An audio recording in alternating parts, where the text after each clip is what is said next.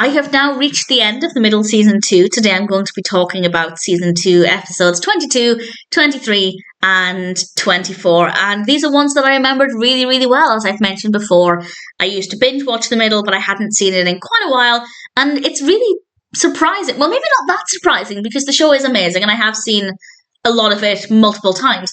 But it is also surprising with my poor memory just how much of this I'm remembering in a lot of detail, and I take that to be only a good thing. So, as always, I will go through the episodes in turn, so there will be big spoilers. I won't go into every tiny detail, but I will be talking about the main narratives, sharing some personal highlights and any negatives. But I can say now, no negatives. I have nothing negative to say about any of these final 3 episodes. And we start with Season 2, Episode 22, The Prom, directed by Ken Whittingham.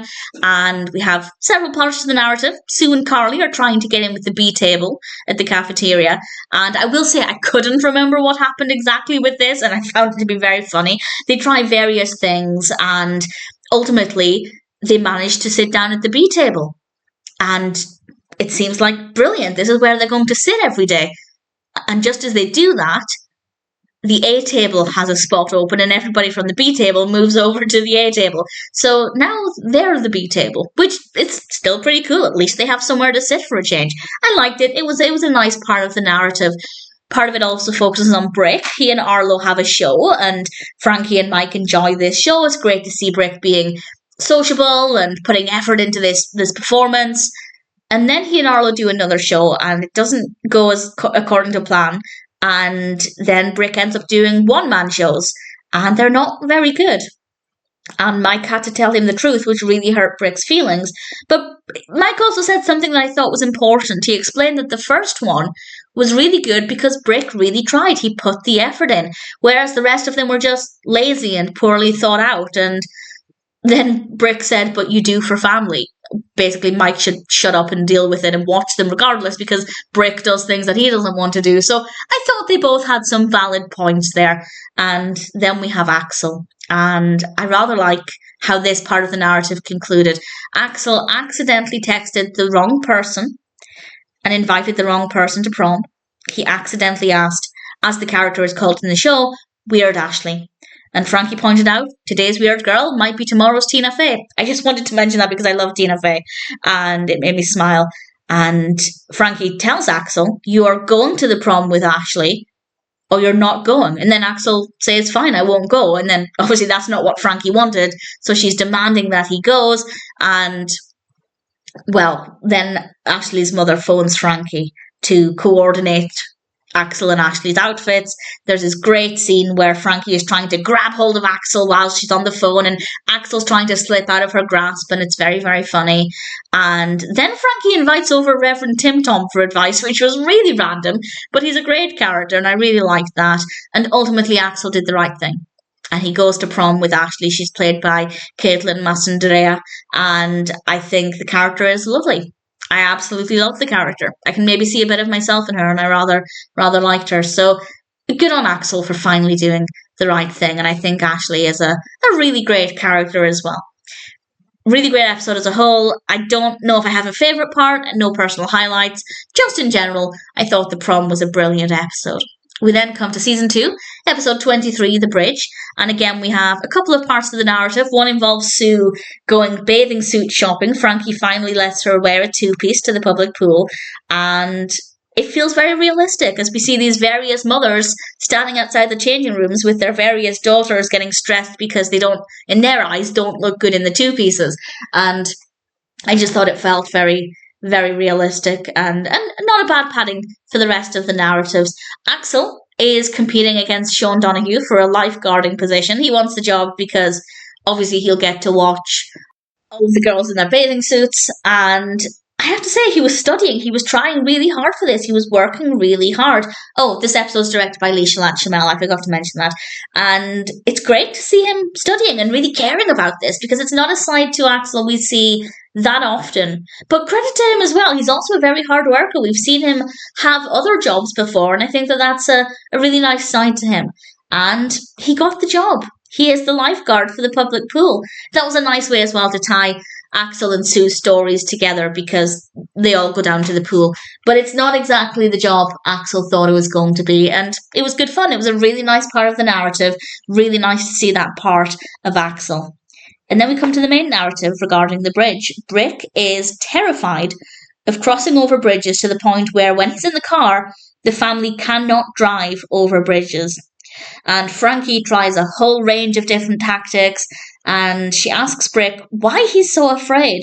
And Brick gives this incredibly vivid, very well written, beautifully delivered explanation of what could happen if the bridge collapses and the car goes under, and it made me feel a little bit sick. And then Mike tries, and he tries various different things. And by this point, I was really rooting for Brick to go across. I really wanted him to conquer this fear. And for a moment, when he was in the car with Mike and Frankie, it seemed like he did. They drove over. And then we realised somehow he managed to get out of the car before they got over the bridge. I say somehow, I assume he opened the door. And then he finds a solution. I thought this was pretty smart thinking. Every time they go to a bridge, the family will stop the car, Brick will get out, walk across, and get back in the car. I don't think that'll work on very busy bridges where there are a lot of cars, but for small bridges like that, which, let's be honest, tend to seem scarier than big bridges because they're usually older and a bit more rickety, he's just going to walk across, and he found a solution. And I thought that was quite sweet. So again, another really great episode. Personal highlights. I loved seeing Axel working hard for this. I thought that was really great. Mike and Frankie's various attempts to get Brick walking across, or going across in the car rather, I thought was great. And Brick finding a solution I rather liked as well. So another brilliant one. And then we come to Season 2, Episode 24, Back to Summer, directed by Ken Whittingham. This is the last episode in the season, and it's a really great way to end it. It is running up to the last day of school, just before summer, and Axel was meant to be doing community service hours before he can move up, and that part of it felt a little bit underdeveloped. It was definitely included so that Axel had some part of the narrative, but I don't feel like we got enough out of it. But obviously an episode is only so many minutes in length, and I don't know where else they would have found the time because everything else seemed to fit really well.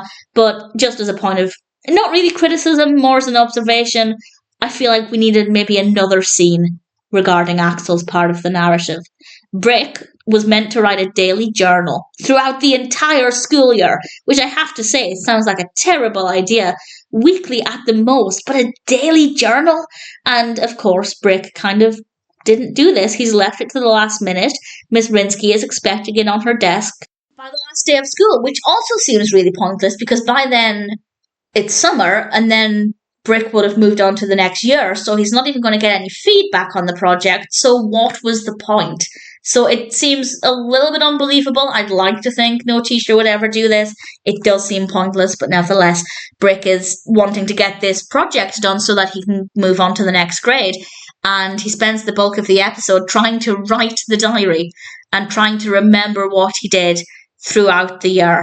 And Frankie rushes to deliver it to Miss Rinsky on the last day of school. And we have Doris Roberts. And, well, she begins to read the diary. And it's very obvious that it's fake. But Miss Rinsky says that actually Brick will be moving up to the next grade. Frankie doesn't need to worry. And just before Frankie leaves, Miss Rinsky asks for confirmation that Brick is her youngest child. There will be no more Heck children in her class, and therefore no more need to deal with Frankie. Frankie confirms. And Miss Rinsky does a little dance. Really good fun. Loved seeing Doris Roberts in this. And then we come to Sue, and this was my favourite part of the episode, I think, although I did love the story with Brick. But Sue is really excited because she's going to get the Perfect Attendance Award. But then when she goes to the office to speak about this, they said that she was absent on this particular day. And Sue's confused because she's never been absent, or at least an unauthorised absence. And then she realises she had the orthodontist that morning. So when she came back to school, they mustn't have properly logged it. So she spent the entire episode running around the school, talking to different people, trying to get somebody to confirm that she was at school on that day. And eventually she finds that she had band practice and they'd recorded it, presumably to watch the performance back. And for anybody else, it would have been a really embarrassing recording because she kind of fell over and caused a bit of a kerfuffle. But to Sue, it was a victory because she was able to find evidence that she was indeed in school on that day. The video recording had the date on it. There was her evidence. She's getting the award. What could go wrong? Well, we end the episode with the ceremony for everybody to move on and to get these awards and finish their last day of school in that whatever year they're in. And it's time for the Perfect Attendance Award. And they call out Barb Hecky. They get her name wrong. I don't know how, but they did. And Sue initially looks hurt by this. And then she just starts laughing and realizes it doesn't matter. She's still getting the award. It's still for her. And she accepts it. And it's an absolute delight. And good for her for having that attitude. And it's a really beautiful way to end things. And then we actually end the episode in the garden. Everybody's getting ready for summer and finally enjoying the end of the school year. And the last thing we hear is Brick saying he's bored, which seems very, very believable. So I really thoroughly enjoyed it. A really great episode. If I were to rank them, I'd say Back to Summer was my favourite. And then I think I'd go with The Bridge and then The Prom. But they're all great. Really thoroughly enjoyed them. And obviously a really solid way to end a really fantastic second season of The Middle.